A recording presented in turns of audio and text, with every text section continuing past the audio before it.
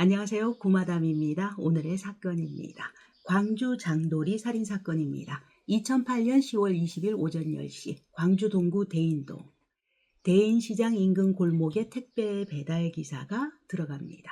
어느 식당 앞에서 물건을 전달하기 위해서 문을 두드리는데 아무리 두드려도 인기척이 없습니다. 어쩔 수 없이 송장을 확인한 후 수취인에게 전화를 합니다. 택배 배달 왔는데 식당 문이 닫혀 있습니다. 네. 아내는 의아하게 생각하면서 일단 가게 앞에 두고 가라고 이야기합니다. 가게에 있는 남편이 벌써 문을 열었어야 하는 시간인데 가게 문을 열었어야 되는데 이상합니다. 서울에 있던 아내는 같은 건물에 있는 여인숙 주인에게 전화를 하게 됩니다. 그리고 부탁을 하죠. 우리 가게 좀 들러봐 주세요. 확인 좀 해주세요. 네. 이에 여인숙 주인은 오전 10시 50분경 가게에 가서 유리문을 통해서 안을 들여다봅니다. 자세히 들여다보니 뭔가 이상합니다. 주인 최 씨가 쓰러져 있습니다. 바로 119에 신고를 합니다. 그런데 도착한 구급대가 들어가려니 가게 문이 자전거에 사용하는 와이어 자물쇠, 긴 자물쇠로 안에서 잠겨져 있고 그 자물쇠를 끊고서야 진입할 수 있었습니다. 60대였던 피해자, 피를 흘리며 식당 안 내실에서 사망한 채로 발견됩니다.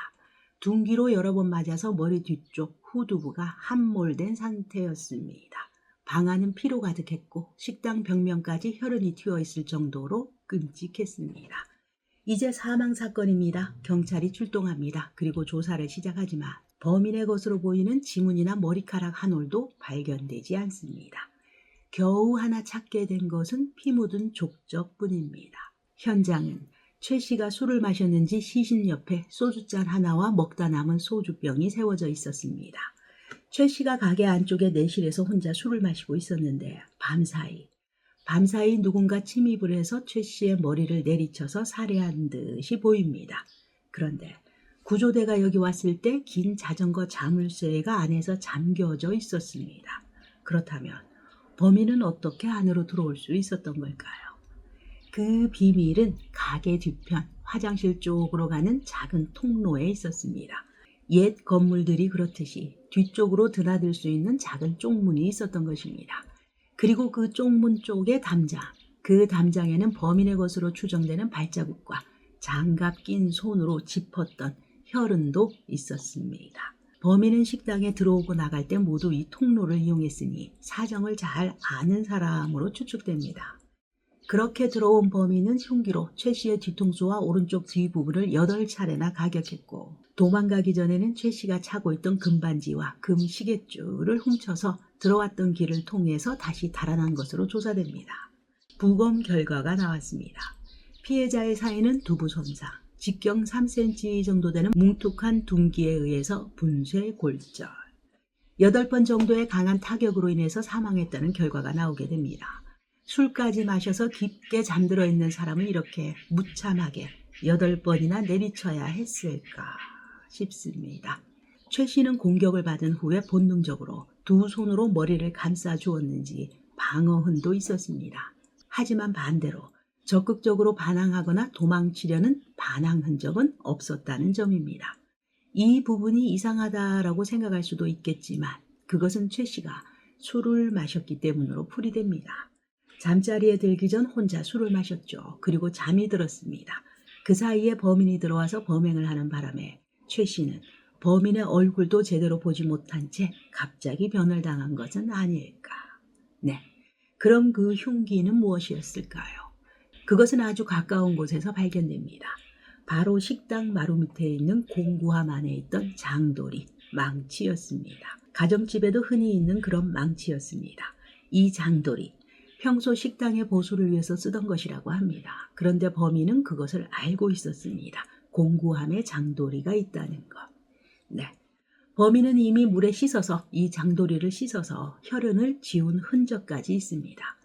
그래도 국과수 분석을 해봅니다. 그랬더니 피해자의 혈흔을 제외하고는 별다른 게 발견되지 않습니다.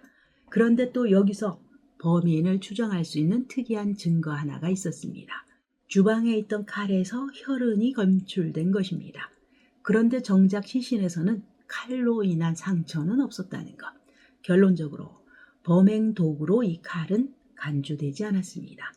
이 부분에 대해서 전문가들은 범인이 어쩌면 이 장돌이 하나만으로 피해자를 제압하지 못할 수도 있을 것 같아서 그래서 칼도 손을 댄 것이 아닐까라고 추측했습니다. 분석했습니다. 그렇다면 아내는 사건 당시 왜 집을 비운 것일까요? 결혼을 앞둔 큰딸 이사를 도와주기 위해서 서울에 가 있었다고 합니다. 그래서 남편이 혼자서 장사를 했는데 범인은 그가 혼자 있다는 것을 알고 들어온 듯 추측해 봅니다. 최 씨가 사망하기 하루 전인 10월 19일 저녁 그를 목격한 사람이 있었습니다.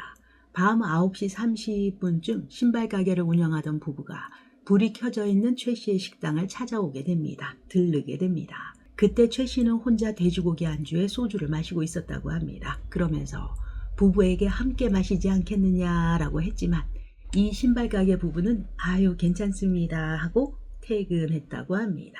늦은 저녁 시간, 밤 시간이었으니까요. 이후 밤 10시 50분에는 길을 지나가고 있던 이웃이 유리창을 통해서 혼자 술을 마시던 최 씨를 목격했다고 합니다. 그리고 다음 날로 넘어가는 10월 20일 새벽 1시 30분쯤에 인근 노래방 사장이 식당 앞에서 최 씨를 목격하게 됩니다. 아마도 이때 최 씨는 식당 문을 닫기 위해서 잠시 밖에 나왔고 다시 들어간 후에 혼자 술을 계속 마시다가 잠이 들지 않았을까 추정됩니다. 정리를 해보자면 마지막 목격자는 새벽 1시 30분 그리고 두 번째 발견될 때는 택배 기사가 방문한 오전 10시입니다. 그 사이에 범죄가 일어났던 것이죠. 당시 피해자의 주량과 혈중 알코올 농도에 따라서 추정 시간을 좀 더 정확히 추정을 해보자.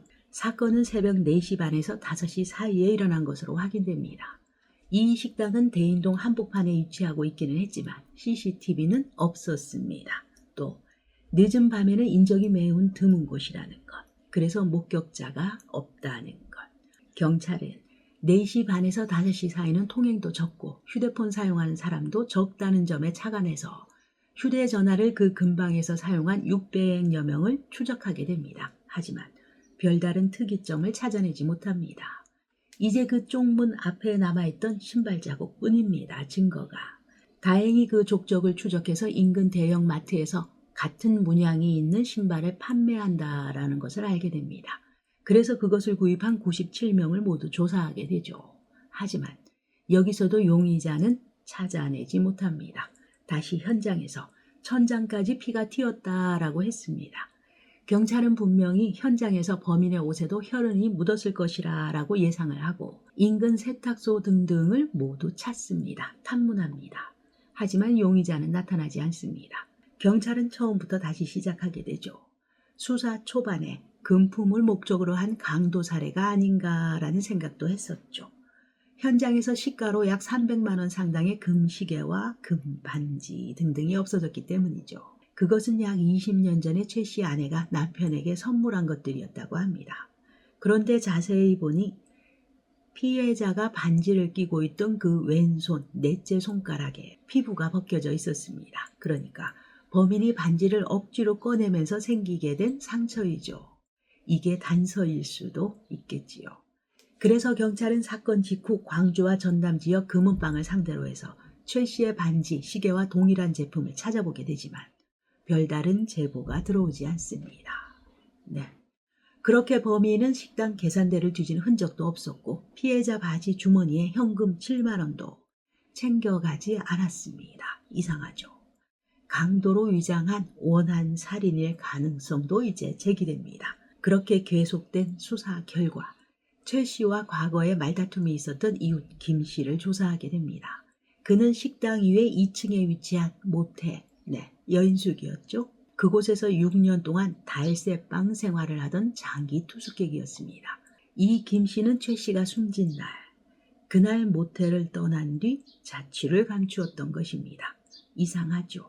경찰이 추적하게 됩니다. 하지만 그는 과거 IMF 때 이때 부도를 맞게 되면서 회사 돈 2억 원 정도를 횡령한 혐의를 받고 있었다고 합니다.